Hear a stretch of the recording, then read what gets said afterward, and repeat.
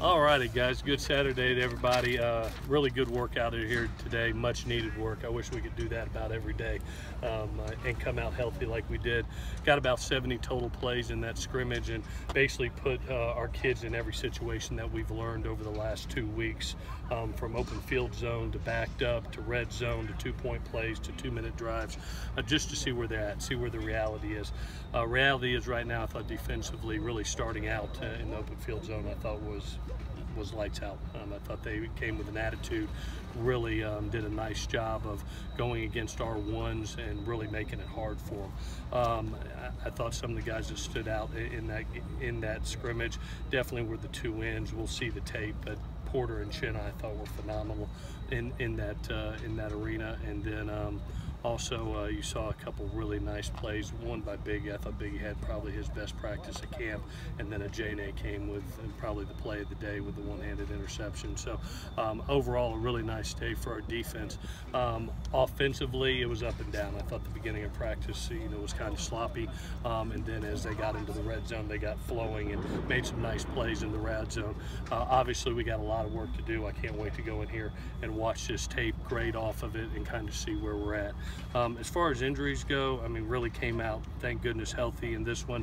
Chuma got his toes stepped on, which he should be fine, and said Ware came out just with an AC sprain that we don't think is very much. So hopefully with a couple days of non-pads coming up Sunday and Monday, he'll be back. So with that, I'll answer any questions. Was today more of the offense struggling or the defense just really playing well? I thought the defense played well today, just standing from behind. Now, obviously, I've got to go in and go watch the tape, but I thought defensively they had a really nice day. Kids got lined up, they were communicating, and they looked like they were playing extremely fast, standing from behind. But I look forward to going in there and watching the tape. Do you think you need Tyler with that first group? With the plays he's made today, Tyler Vaughn? Tyler's doing a really nice job. He's been one of the more consistent kids out here over the last 2 weeks. If we were playing, this Saturday, he would have to be out there and be a major contributor. I'll be visiting with T after this scrimmage, after seeing how everybody produced, but how everybody handled the system from an assignment standpoint, and then just making plays. But just from an outsider looking in that was standing behind it, he made a lot of plays today and looked very comfortable. Did not look like he was out of his element. From your first viewing, where do you think the offense had the toughest time?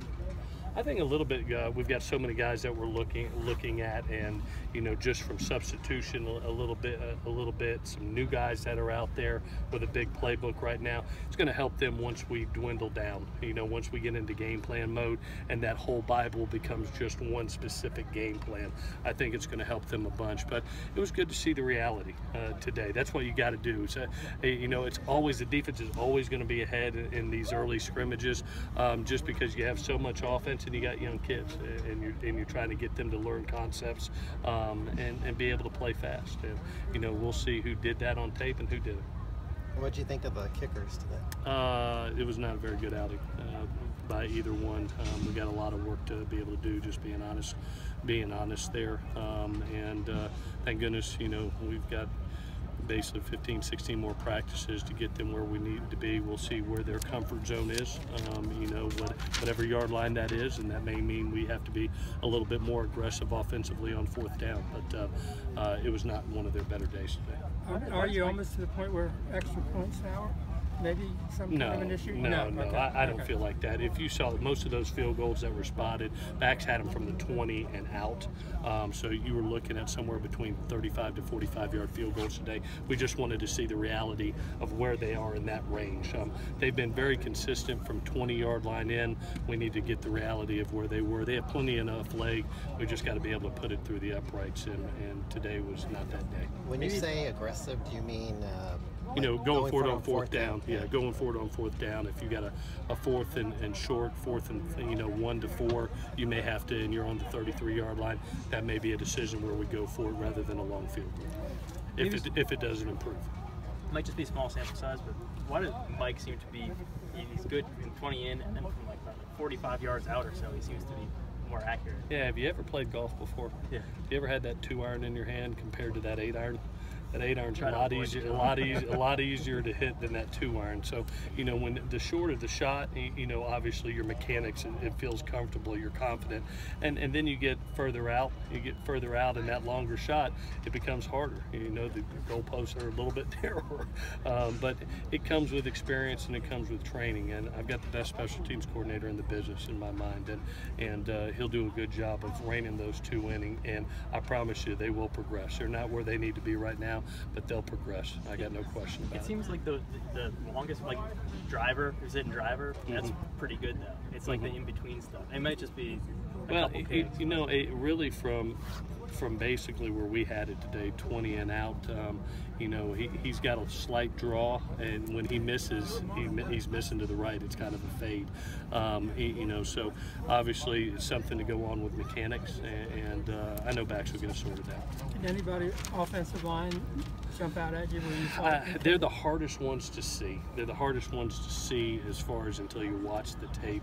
Usually the easiest one to see are the skill kids.